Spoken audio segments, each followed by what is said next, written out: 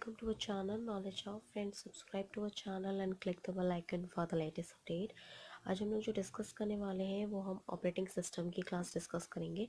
Operating system की class की अगर हम बात करें तो 10th क्लासेस हम ऑलरेडी कर चुके हैं। ये 11th क्लास है आपका। 11th क्लास में भी हम यूनिट 4 स्टार्ट कर देंगे क्योंकि यूनिट 1 और यूनिट 2 यूनिट 3 हम ऑलरेडी डिस्कस कर चुके हैं, एंड कर चुके हैं इसका, जिसमें हमने 2 marks possible questions as well as long question possible questions हमने ऑलरेडी कर लिया है। आज हम जो करेंगे वो यूनिट 4 की क्लास करेंगे जो कि सीपीयू शेड्यूलिंग है। सीपीयू शेड्यूलिंग यूनिट 4 आपका न्यू टॉपिक है, जिसमें हम टाइप्स ऑफ शेड्यूलिंग, शेड्यूलर्स क्या होता है, शेड्यूलिंग क्या होती है, सीपीयू शेड्यूलिंग क्या होती है, वो सारी चीज़ें हम डिस्कस करेंगे। तो सीपीयू शेड्यूलिंग आपका यूनिट का नाम ही है।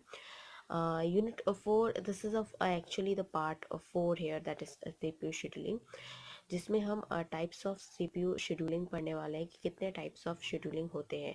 बिफोर दैट, अगर आप हमारा चैनल फर्स्ट टाइम देख रहे हो या अभी तक आपने हमारे चैनल को सब्सक्राइब नहीं किया है, इट्स अ ह्यूज रिक्वेस्ट कि आप हमारे चैनल को सब्सक्राइब करो सो दैट हम जो भी वीडियोस डालें वो आपके पास सबसे पहले पहुँचे।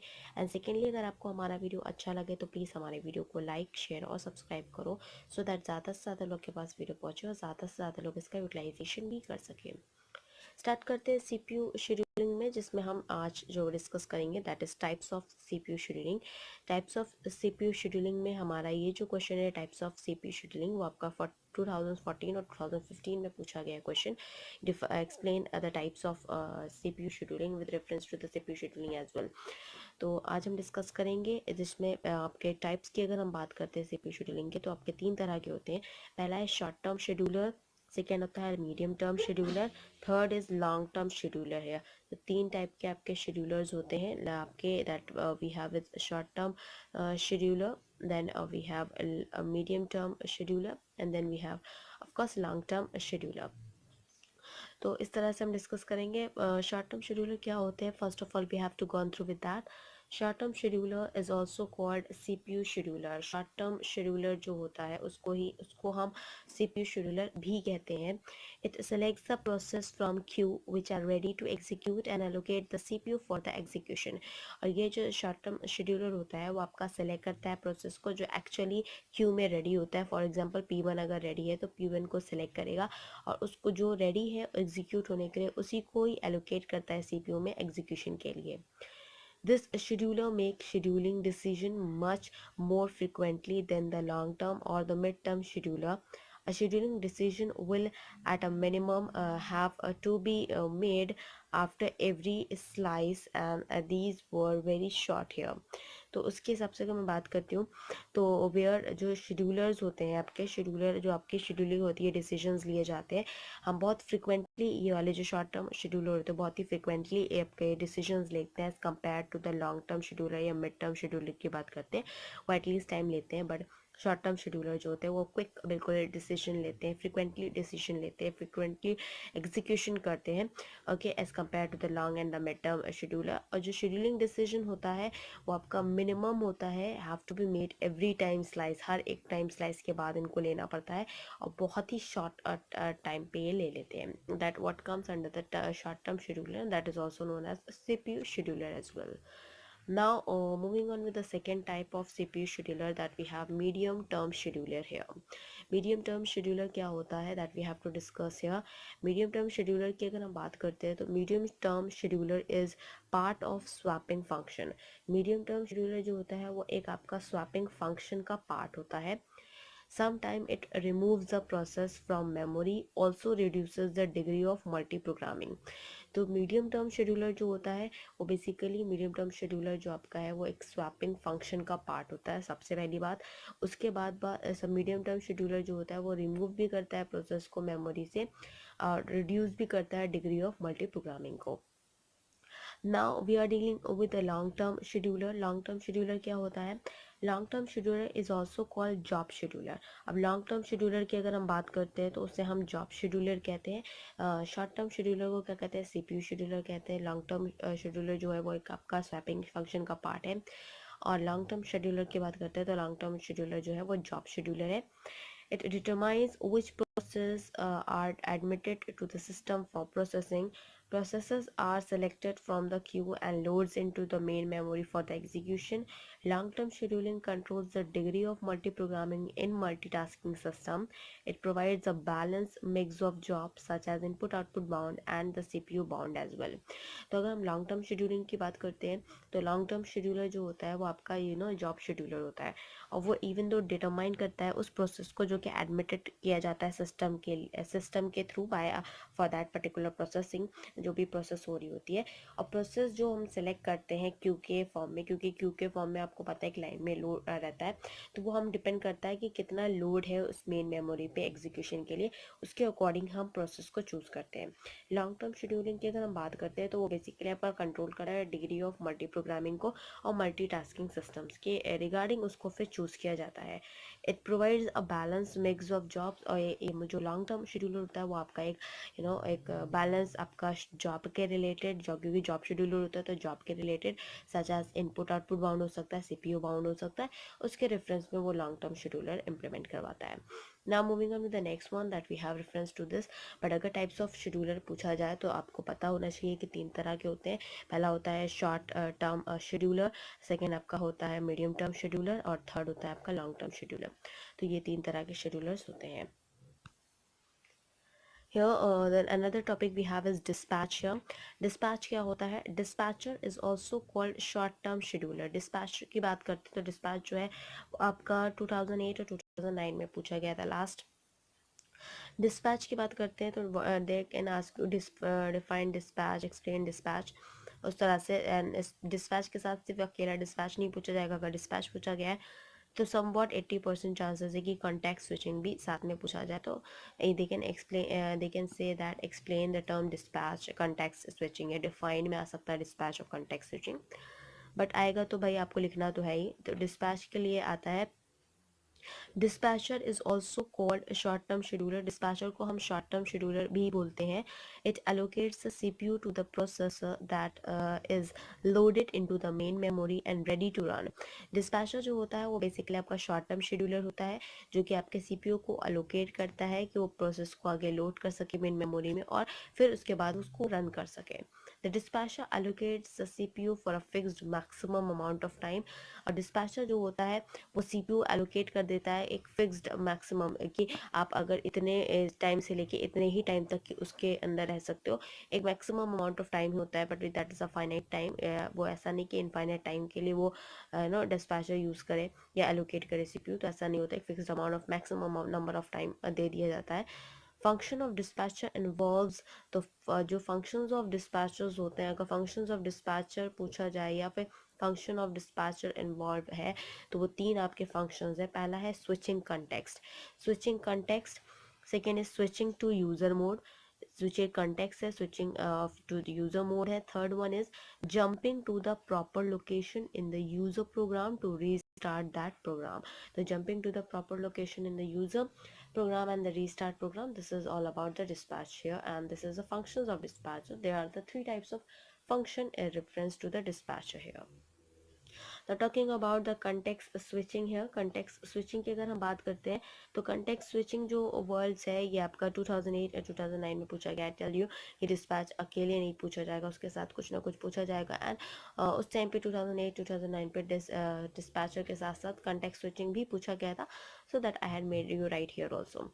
तो a context switch is a switching of CPU from one process or thread to another।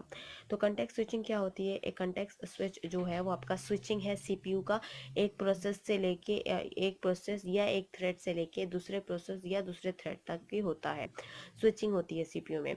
A context is a content of CPU register. जो कंटेक्स्ट होता है वो आपका कंटेंट होता है CPU रजिस्टर्स का और प्रोग्राम काउंटर का at any point in time. तो बेसिकली क्या होता है कि आपका जो कंटेक्स्ट होता है वो सीपीयू रजिस्टर में एक प्रोग्राम काउंटर की तरह वर्क करता है कोई भी एक पर्टिकुलर टाइम पे।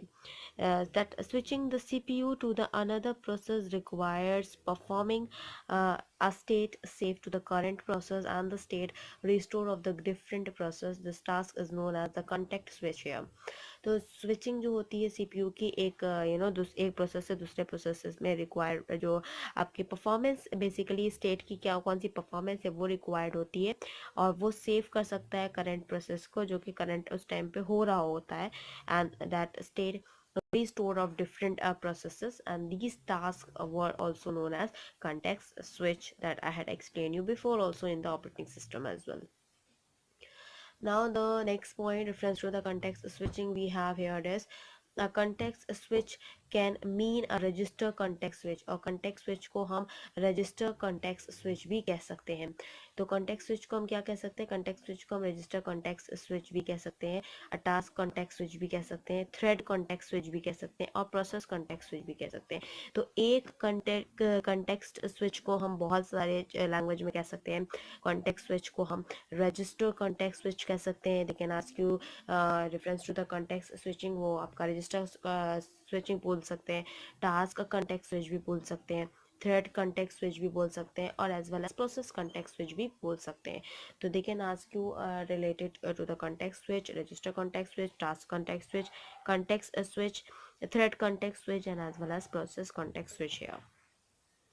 Now the next point related to the context switch we have is a register is a small amount of very fast memory. ये जो register होता है वो basically एक आपका छोटा सा amount है एक fast memory का inside the CPU that is used to speed or the execution of the computer program, or by providing quick access of commonly used that values.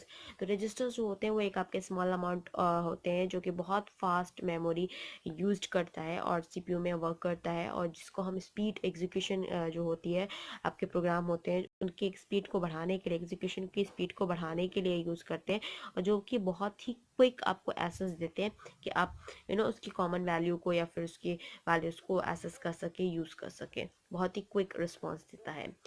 Now here we are moving with the next that we have here is, so here the next topic we have is multiprocessor scheduling. Multiprocessor scheduling क्योंकि CPU scheduling हम unit part ही पढ़ रहे हैं, तो multiprocessor scheduling क्या होती है। Multiprocessor scheduling से ही आप समझ रहे होंगे कि मल्टीपल प्रोसेसर जो है वो शेड्यूलिंग प्रोसेस करते हैं। इस क्वेश्चन की अगर हम बात करते हैं तो 2009 और 2010 में पूछा गया है, बैच 2009 बैच 2010 में पूछा गया है। मल्टीप्रोसेसर शेड्यूलिंग जो होती है that is design of processor scheduling parameters are changed when more than one processor is used. तो मल्टीप्रोसेसर शेड्यूलिंग बेसिकली है, जैसे मैंने आपको बताया था वर्ड से यूँ समझ में आ रहा है कि ये प्रोसेसर डिज़ाइन शेड्यूलिंग होती है जो जिनके पैरामीटर्स एक से ज़्यादा जब प्रोसेसर यूज़ होते हैं तब उसे हम मल्टीप्रोसेसर शेड्यूलिंग बोलते हैं। Now we'll deal with here is the classification of multiprocessor scheduling system. तो बेसिकली अभी तक मल्टीप्रोसेसर शेड्यूलिंग क्या होती है वो देख लिया, बट अब हम यहाँ पे क्लासिफिकेशन देखेंगे कि कितने पार्ट्स में मल्टीप्रोसेसर शेड्यूलिंग क्लासिफाई करता है, मल्टीप्रोसेसर सिस्टम क्लासिफाई करता है। So in all total we'll just gone through with कि 3 पार्ट्स में आपका ये क्लासिफाई करता है आपका मल्टीप्रोसेसर। अब मल्टीप्रोसेसर 3 पार्ट में जो आपका क्लासिफाई करता है that we have to discuss here is, so here 3 types के आपके क्लासिफिकेशंस हैं मल्टीप्रोसेसर शेड्यूलिंग सिस्टम के। पहला आपका है लूजली कपल्ड। लूजली कपल्ड क्या होता है, this is the second one is functionally a specialized processor, and the third one is tightly coupled multiprocessor here. So loosely coupled classification की अगर हम बात करते हैं, it also called a distributed processor or cluster. आपका एक loosely coupled जो होता है वो आपका एक distributed multiprocessor cluster होता है, या multiprocessor आप बोल भी सकते हो और आप एक cluster भी बोल सकते हो।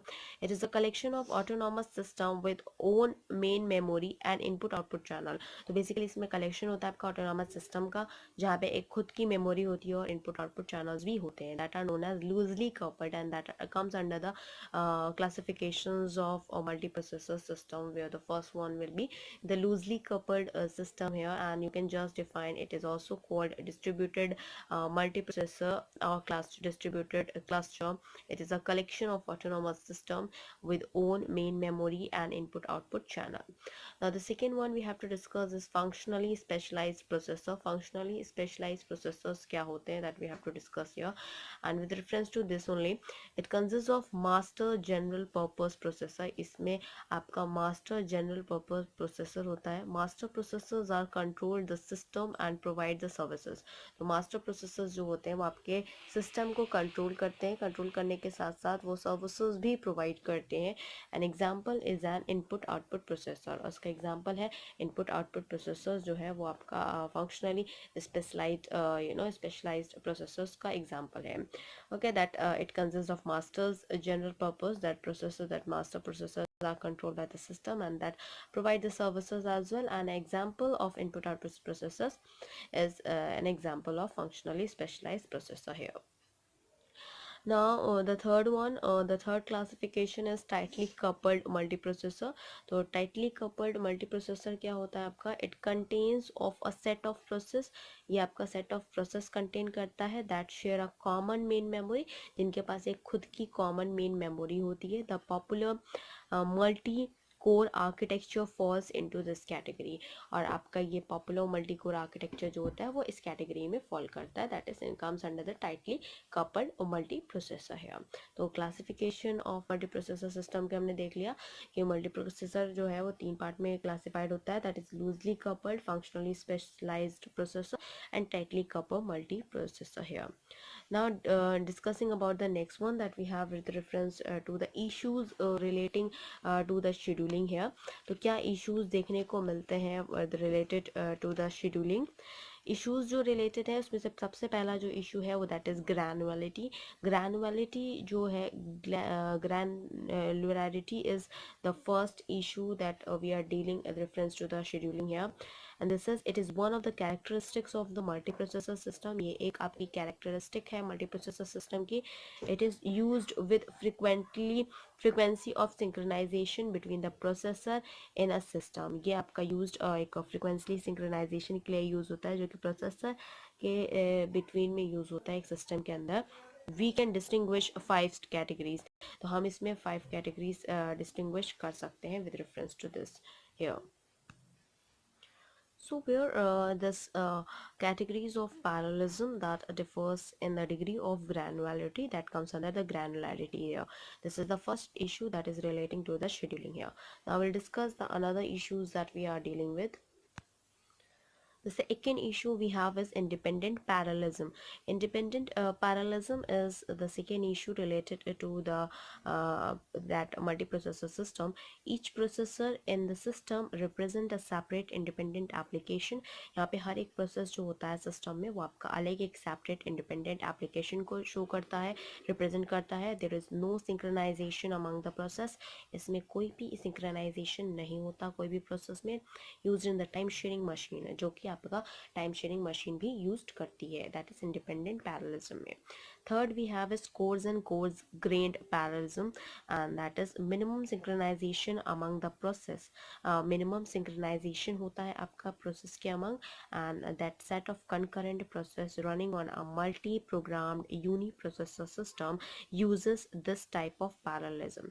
इसमें मिनिमम सिंक्रोनाइजेशन होता है आपके प्रोसेसेस के बीच में और यहाँ पे एक सेट ऑफ कंकरेंट प्रोसेस लगाए जाते हैं जो कि रन करते हैं एक multi program uni processor system के लिए. That as uses this types of that we are known as a parallelism here. Now the fourth one we have here is medium grained parallelism. Medium grained parallelism की बात करते हैं, that is high degree of coordination is needed among those threads. इसमें high degree of coordination चाहिए होता है among those threads which which leads to a minimum grained parallelism, जो कि आपका minimum grained parallelism को lead करती है. That comes under the known as medium grained parallelism here. Now the next one is your fifth one, that is fine grained parallelism. ये medium grained parallelism था, ये fine grained parallelism है आपका. Fine grained parallelism represent a much more complex use of parallelism and remains a very different area. ये जो आपका fine grained parallelism है वो represent करता है एक much more complex use of parallelism को, जो कि आपका बहुत different areas को represent करता है, remain करता है. That comes under the fine grained parallelism here. So all total यहाँ पे आपके जो issues related है मल्टी प्रोसेसर के थ्रू वो आपके 5 हैं. पहला पहला आपका ग्रैनुअलिटी है, second is your independent parallelism, third is your course and coarse grained parallelism, fifth आपका है medium grained parallelism, and the fifth will be your fine grained parallelism here that we had discussed here. So you can just write it down 2 to 3 lines with all these, then you can only go through with that.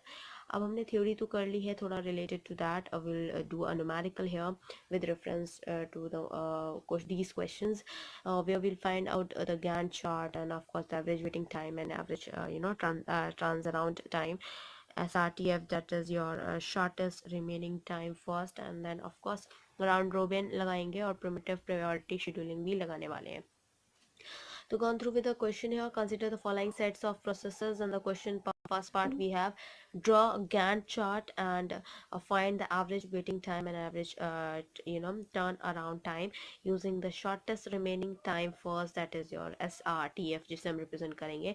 Round robin लगाना है जिसमें round robin में time quantum आपका जो होगा वो 3 होगा and primitive priority scheduling भी लगानी है. सब फाइंड आउट करना है हमको. गैंट चार्ट भी फाइंड आउट करना है, वेटिंग टाइम भी फाइंड आउट करना है, एवरेज वेटिंग टाइम भी फाइंड आउट करना है, एवरेज टर्न अराउंड टाइम भी फाइंड आउट करना है, shortest remaining time first SRTF भी फाइंड करना है, राउंड रोबिन भी करना है, प्रिमिटिव प्रायोरिटी शेड्यूलिंग भी निकालनी है एक पर्टिकुलर क्वेश्चन में. इतने सारे कुछ निकालना है तो स्टार्ट करते हैं निकालना हम. First go through with the table here. So first part में तो हमने ऑलरेडी देख लिया कि हमको गैंट चार्ट निकालना था, एवरेज वेटिंग टाइम निकालना था, एवरेज टर्न अराउंड टाइम निकालना था, शॉर्टेस्ट रिमेनिंग टाइम निकालना था, दैट इज SRTF. और फिर राउंड रोबिन टाइम क्वांटम उन्होंने 3 दिया हुआ है, प्रिमिटिव प्रायोरिटी शेड्यूलिंग जो है वो भी निकालना है. अब सेकेंड पार्ट में इन्होंने बोला है if the scheduler takes 0.2 unit. अब बोला गया अगर शेड्यूलर ने 0.2 यूनिट ऑफ CPU टाइम लिया इन द कॉन्टेक्स्ट स्विचिंग के टाइम पे 0.2 यूनिट CPU टाइम अगर उसने लिया है, then calculate the percentage of CPU time weighted in each case. तो आपको बताना है कि क्या परसेंटेज होगी CPU टाइम की जो कि वेट कर रहा है वो हर एक केस में. इस क्वेश्चन की अगर हम बात करते हैं 2014 और 2015 में क्वेश्चन पूछा गया है.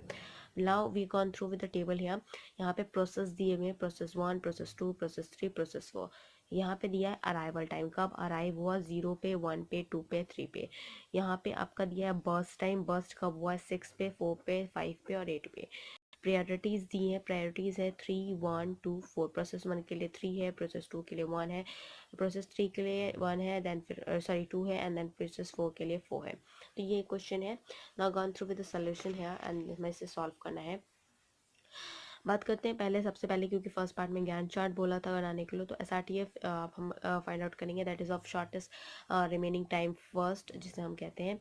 और यहाँ पे देखो 0 है, 0 से स्टार्ट किया था तो स्टार्ट करेंगे 0 से 1 पे गया, फिर प्रोसेस 2, 0 से 1 आपका प्रोसेस 1 था, फिर 1 से लेके 2 पे जो गया वो आपका प्रोसेस 2 था, फिर 5 से 10 पे जो गया, 5 से 10 we have your process 1, then again process 1, and उसके बाद फिर हमारा 10 से 15 पे हमारा प्रोसेस 3 है, और फिर उसके बाद 15 से 23 हमारा जो है वो आपका प्रोसेस 4 है. तो इस तरह से ये जो हमारा फाइंड आउट जाएगा, देखो जैसे कि यहाँ पे 6 है, फिर 6 के बाद ये 6 + 4 दैट इज़ 10, 10 + 5 15, 15 + 8 दैट इज़ 23 है. तो इस तरह से हमें ये निकालना है. तो यहाँ पे 0 से शुरू किया, 23 तक की टाइम गया. ये शेड्यूलिंग ये 23 इसी से है, 6 + 4 दैट इज़ 10, 10 + 5 15, 15 + 8 दैट इज़ 23. तो यहाँ से 0 से 23 तक के हमने गैंट चार्ट बनाया है. अब ये 3 टाइम के लिए रहा, उसके बाद फिर ये 1 के लिए चला गया, तो प्रोसेस 1 यहीं पे कंप्लीट हो गया होगा, फिर प्रोसेस 2 आया, फिर प्रोसेस 3 आया, फिर प्रोसेस 4 आया. तो सबसे ज़्यादा प्रोसेस 1 के लिए था, इस वजह से वो 2 बार में ब्रेक हुआ.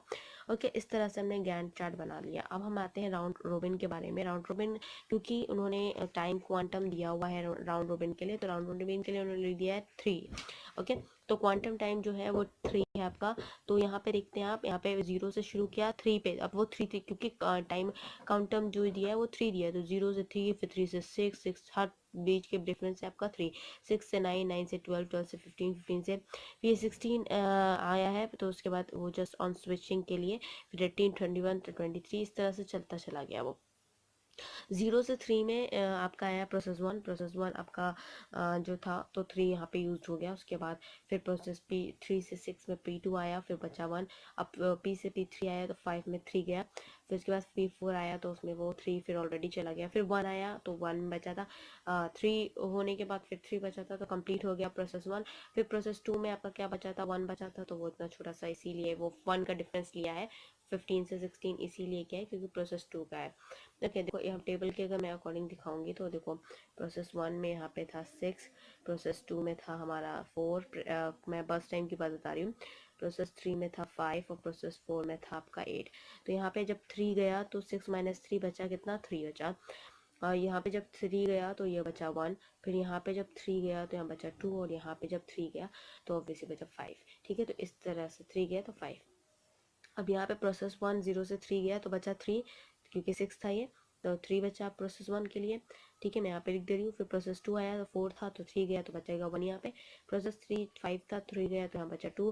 फिर यहाँ पे प्रोसेस 4 था, 4 था आपका 8, 3 गया तो बचेगा 5। ओके, देन उसके बाद फिर प्रोसेस 1 आया, क्योंकि यहाँ पे फिर से 3 बचा हुआ था तो 3 ले लिया उसने, फिर ये कंप्लीट हो गया, कंप्लीट। फिर प्रोसेस 2 में अब यहाँ पे 4 था और 3 हो चुका है, 1 बचा, तो यहाँ पे फिर इसने एक टाइम लिया, 15 से 16 गैप लिया, प्रोसेस 2 भी कंप्लीट हो गया।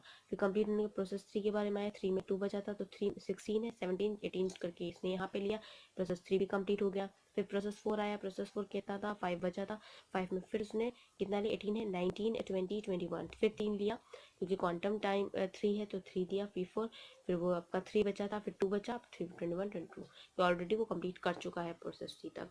तो ये इस तरह से इसको हमने राउंड रोबिन की तरह फॉर्म में बनाया है। तो बहुत ईजी, आई थिंक आपको समझ में आ गया होगा, आप भी बहुत अच्छे से बना सकते हैं।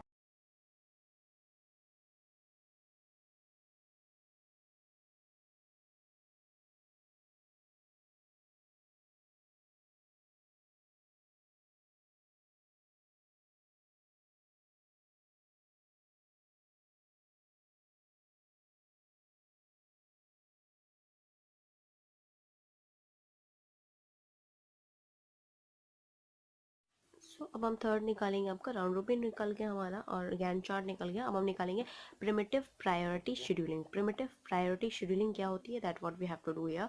सो प्रिमिटिव प्रायोरिटी शेड्यूलिंग में 0 से 1 में आपका P1 आ गया, 1 से 5 में आपका P2 आ गया, और फिर 1 से then we have here is 5 से 10 में आपका P3 आ गया। फिर उसके बाद वी हैव योर 10 से 15 में फिर P1 आ गया, एंड क्योंकि वो 6 था आपका, एंड देन उसके बाद यहाँ पे 1 ऑलरेडी हो चुका है तो 5 यहाँ पे बाद में आया है।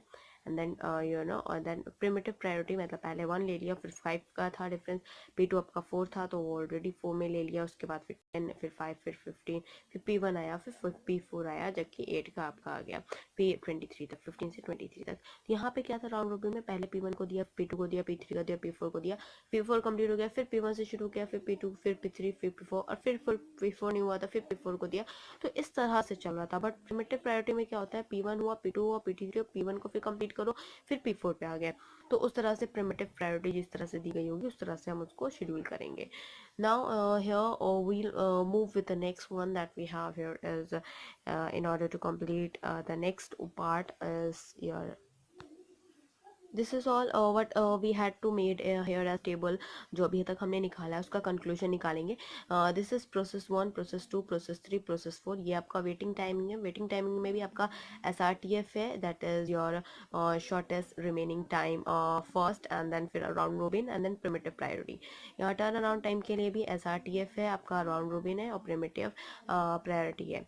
प्रोसेस 1 के लिए यहाँ पे 4 है, वेटिंग टाइम के लिए राउंड रोबिन में 8 है और प्रिमिटिव प्रायोरिटी में 9 है। अगर मैं प्रोसेस 2 के लिए बात करूँ वेटिंग टाइम में तो 0 है और राउंड रोबिन 11 है और प्रिमिटिव प्रायोरिटी 0 है। देन अगेन P3 प्रोसेस के लिए हम बात करते हैं, SRTF वेटिंग टाइमिंग के लिए 8 है और आपका राउंड रोबिन 11 है यहाँ पे।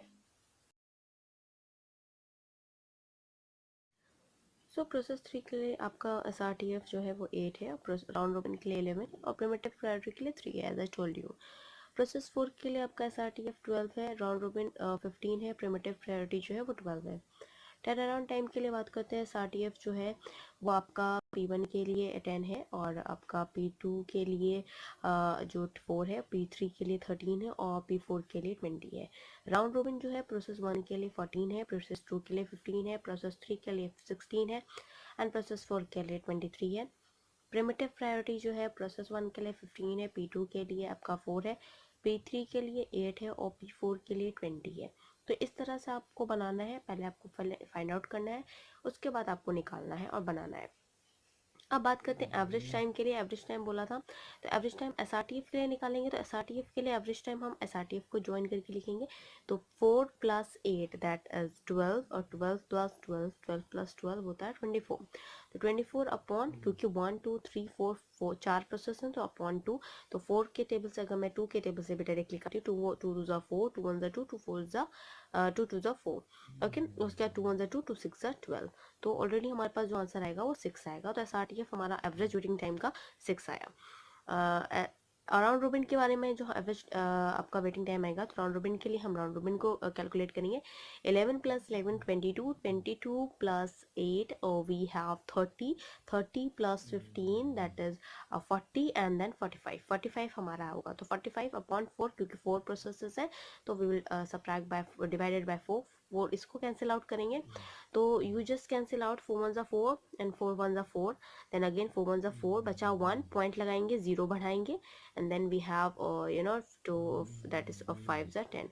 तो 11.5 आएगा, क्योंकि 25 इसलिए लिखा है क्योंकि हमने उसको फिर 2 8 लेके चले गए, हमने डायरेक्टली यहाँ पे 5 से कर दिया है, तो ऑलरेडी फिर 8 लेके जाएंगे, फिर 1 आएगा, वो इस तरह से आएगा। लाइक इफ अगर मैं बात करती हूँ, तो ये आपको 45 है, ये 4 है, तो 4 1 4 होगा, तो ये चला जाएगा, ये 5 को लेंगे, 5 यहाँ आएगा, देन उसके बाद 4 4 1 4 होगा, तो ये 4 जाएगा, यहाँ पे 1 आएगा, फिर पॉइंट लगाएंगे, 0 बढ़ाएंगे, क्योंकि 4 2 8 जाता है, तो 2 लेंगे, 8 से जाएंगे, एंड देन 10 में 8 गया तो बचेगा 2, फिर उसके बाद 5 जाएंगे, तो 4 5 20 होता है, एंड देन ये 2 है ऑलरेडी, यहाँ पे 2 आएगा, तो पॉइंट लगा हुआ है, 0 बढ़ाएंगे, देन 20 जाएगा, तो ये इस तरह से गया है। ठीक है, तो 11.25 या राउंड रोबिन के लिए एवरेज वेटिंग टाइम निकला है।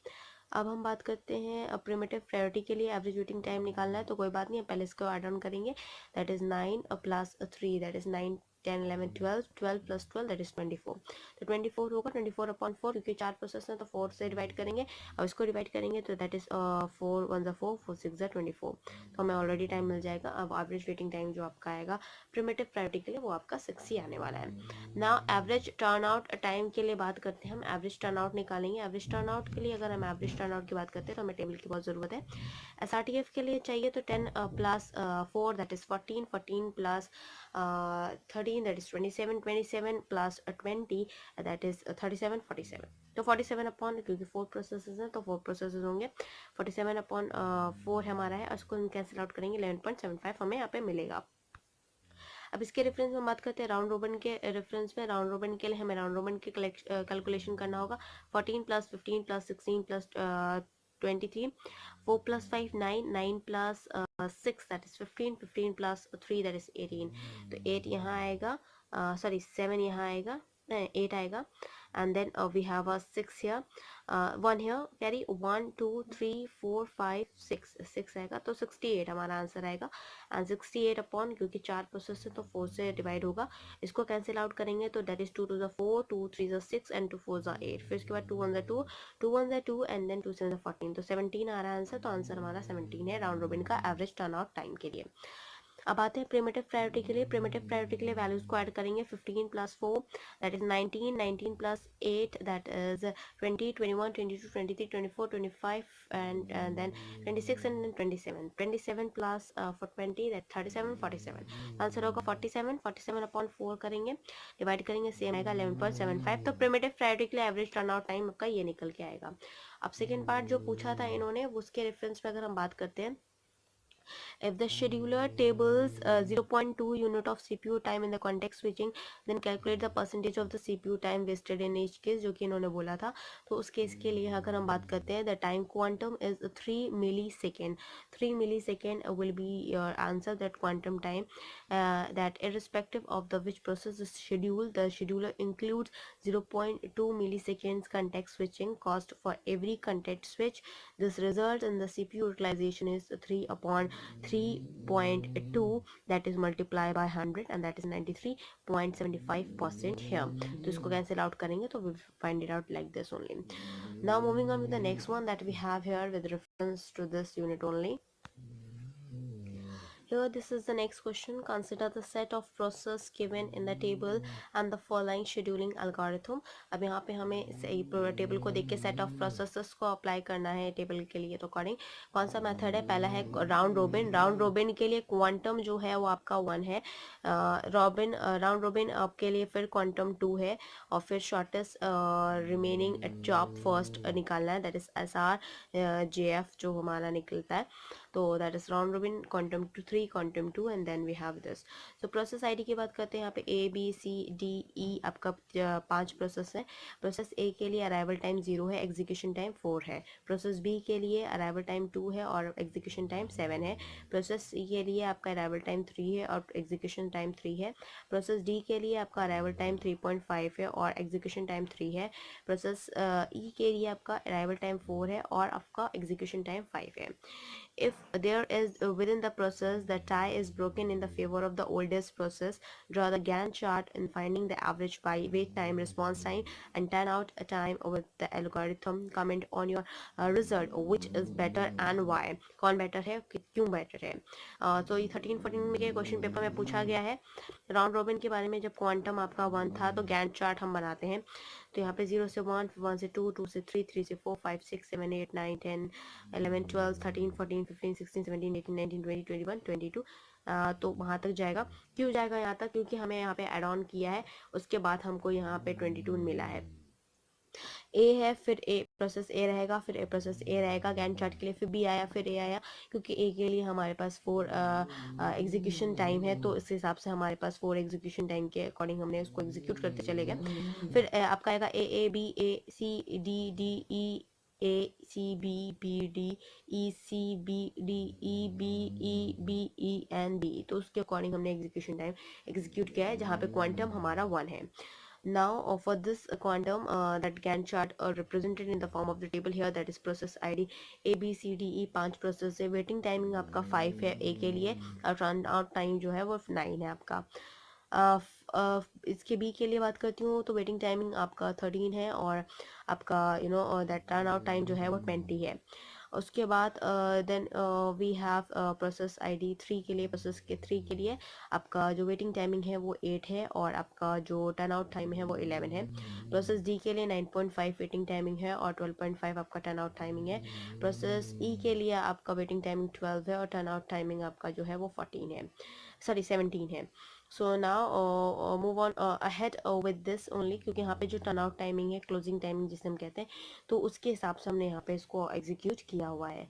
Now with reference to this only move with the second point that we have here is average waiting time की। अगर हम बात करते हैं तो average waiting time 5 plus 13 plus 8 plus 9.5 plus 12 किया, तो जब इन सबको जोड़ा है तो हमारा 47.5 आया है। मैं एक बार आपको यहाँ पे करके दिखा देती हूँ, क्योंकि बहुत सारे बच्चों की मैथ्स उतनी अच्छी नहीं होगी, तो इस वजह से भी थोड़ा उनको शायद दिक्कत पड़ जाए, तो इसलिए उनके लिए मैं करके दिखा दे रही हूँ, ठीक है।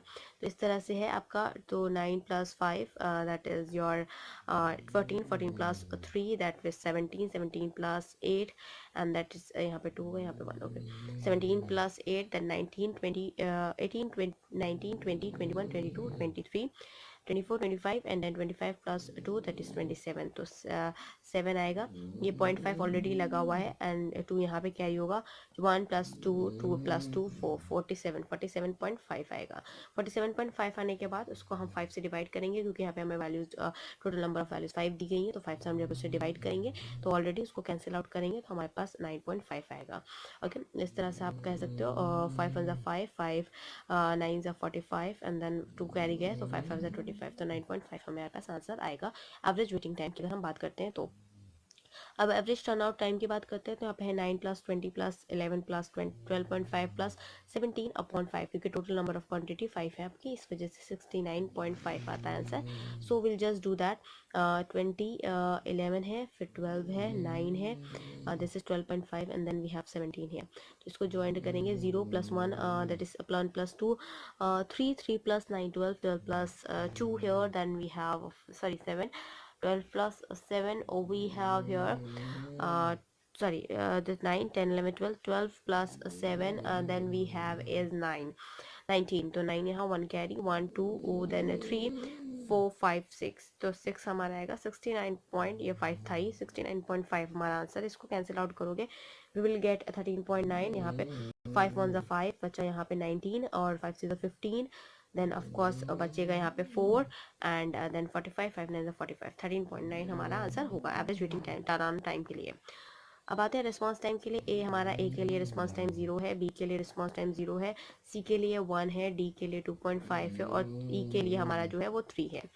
अब राउंड रोबिन लगाएंगे। राउंड रोबिन कब लगाएंगे? जब क्वांटम जो आपका होगा वैल्यू, क्वांटम वैल्यू 2 होगी।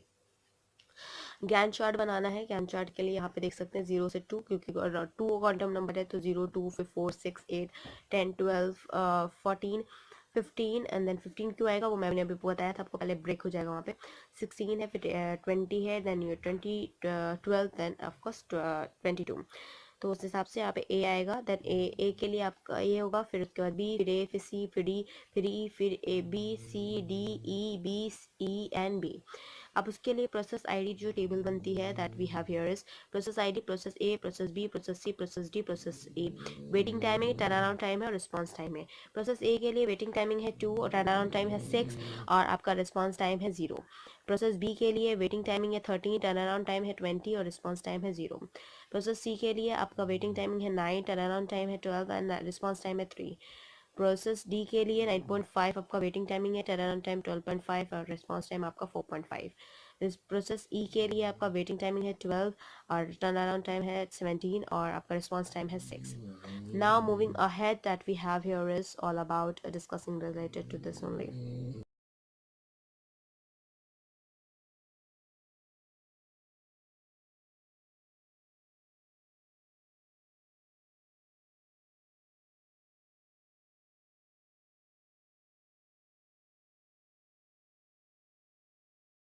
So here we have average waiting time जिसमें हम निकालते हैं, that is 2 plus 13 plus 9 plus 9.5 and then we have plus 12. So we'll just add in on all this. So 13 plus 2 plus 9 plus 9.5, then we have 12 here.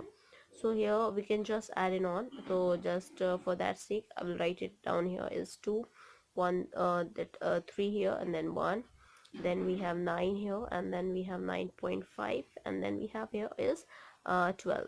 So you just gone through with this. 2 plus 3 5 5 plus 9, that is 14 14 plus 9, we have here that is 23 23 plus 2 24 25 25, so 5 here and 2 carry, 2 plus 1 3 and 1 plus 4, so is all about 4 or 45 and यहाँ 0.5 था 45.5, तो 45.5 by 5 है, 5 1 is 5 5 9 is 45.5, 5 1 is 5, so 9.1 आएगा. That will be the right answer here for this average waiting time here. Now going through with average turnaround time. Average turnaround time का सम करेंगे जितने भी total numbers of, क्योंकि वहाँ 1 2 3 4 5 था तो 5 से डिवाइड किया था. अब यहाँ पे भी जितने भी क्वांटिटीज़ होंगे उससे हम डिवाइड करेंगे. ज़रूरी नहीं हर बार 5 हो, वो मोर देन 5 भी हो सकता है, लेस देन 5 भी हो सकता है. टोटली डिपेंड्स अपॉन कि वो है कितने क्वांटिटी वहाँ पे. So here 6 plus 20 plus 12 plus 12.5 plus 17 here. सो यहाँ पे हम इसको एड ऑन करेंगे 6 plus 20 here, then we have 12 here and then we have then 12.5 here and then we have a 17 here. तो इसके हम ऐड ऑन करेंगे 7 प्लस 2 8 9 9 प्लस 2 11 11 प्लस 6 या 17, तो 7 here and then of course 1 carry, 2 plus 1 3 4 5 and then 6, so 6, that is 67.5 here. तो 67.5 will be the here and upon क्योंकि total number 1 2 3 4 5 था तो इसलिए हमने 5 से उसको डिवाइड किया. if we cancel out 5 1 is 5 5 1 is 5 बचा 1, 5 3 is 15 बचा 2 and 5 5 is 25, 13.5 will be the right answer here for this sake. Average turnaround time. Now talking about the shortest job first जो हमारा है that is SJF. Non primitive के लिए अगर हम निकालते हैं तो गैंट चार्ट जो हमारा गैंट चार्ट बनता है वो यहाँ पे आप देख सकते हैं. गैंट चार्ट यहाँ पे बना हुआ है क्योंकि ABCDE हमारे जो प्रोसेस थे उनके अकॉर्डिंग बना हुआ था. तो 0 से 4 A ने लिया हुआ है प्रोसेस A, देन फिर 4 से 7 आपका जो है वो C आपका है, that is your C process, and then 7 to 10 that is your D process, 10 to 15 that is your E process and 15 to 22 that is your B process. क्योंकि ऑलरेडी यहाँ पे 13 का रेंज दिया हुआ है तो देखो यहाँ पे 0 था तो 0 पे ही A प्रोसेस था जिसका turn around time waiting time के हिसाब से हमने लिया था।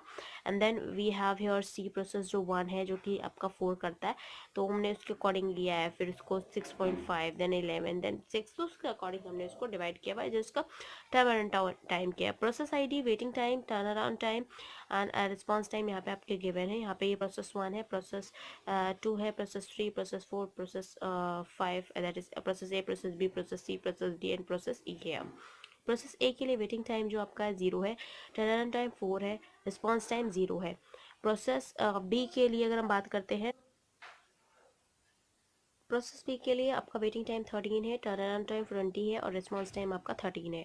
प्रोसेस सी के लिए आपका वेटिंग टाइम 1 है, टर्न अराउंड टाइम 4 है और रिस्पॉन्स टाइम आपका 1 है। प्रोसेस डी के लिए आपका वेटिंग टाइम 3.5 है, टर्न अराउंड टाइम 6.5 है, रिस्पॉन्स टाइम 3.5 है। प्रोसेस ई के लिए आपका वेटिंग टाइम आपका 6 है, टर्न अराउंड टाइम 11 है और रिस्पॉन्स टाइम आपका 6 है। तो all total we have this. Average waiting time के लिए हम वेटिंग टाइम को ऐड ऑन करेंगे, that is 0 plus 13 plus 1 plus 3.5 plus 6 है। तो यहाँ पे हम ऐड ऑन करते हैं, तो 0 3 plus 1 4 4 plus 3 that is 7 7 plus 6 8 9 10 11 12 13, तो 3 यहाँ रहेगा, 1 कैरी आ गया, 1 plus 1 2 and that is 2 here and 2 आपका आएगा, दैट इज 23। सो 23 और यहाँ पे क्योंकि 0.5 था तो 23.5 विल बी हेयर ओनली।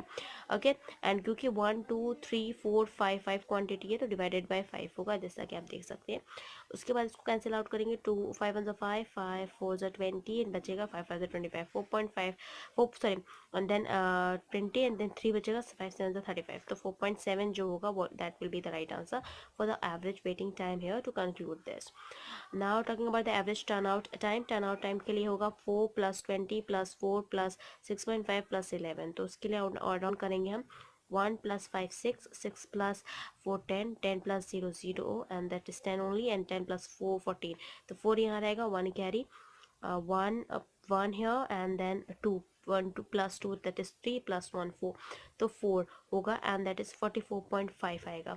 तो 44.5 आपका यहाँ देख सकते हैं, इसको कैंसिल आउट करेंगे, 5 1 5 5 9 the 45 point and 5 1 the 5, तो that is 9.1, तो that will be the right answer for here 9.1। And as you can say that SJF जो है आपका शॉर्टेस्ट जॉब फर्स्ट वाला, that is the best algorithm because of less average waiting time as compare to the round robin के compare में shortest job first आपका algorithm best है, क्योंकि आपका ये लेस्ट एवरेज टाइम लेता है। इसके लेस्ट एवरेज टाइम की बात करती हूँ तो लेस्ट एवरेज वेटिंग टाइम जो इसका है वो आपका 4.7 है और आपका राउंड रोबिन में ज़्यादा था, इस वजह से इसको प्रेफर किया गया है।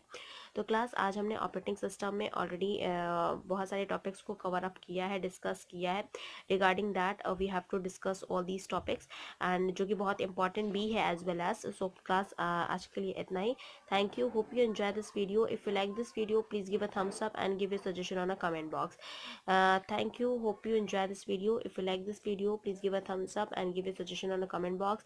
Please like, share and subscribe our channel so that many and maximum people can get the information at once and you can also enjoy the video as well. इसके लिए सबसे पहले आपको क्या करना पड़ेगा, सबसे पहले आपको हमारे चैनल को सब्सक्राइब करना पड़ेगा सो दैट हम जो भी वीडियोस डालें वो आपके पास सबसे पहले पहुंचे। एंड सेकेंडली आपको हमारे चैनल को सपोर्ट करना पड़ेगा, जो कि आप एक्चुअली कर भी रहे हो। Thanks for that and thank you.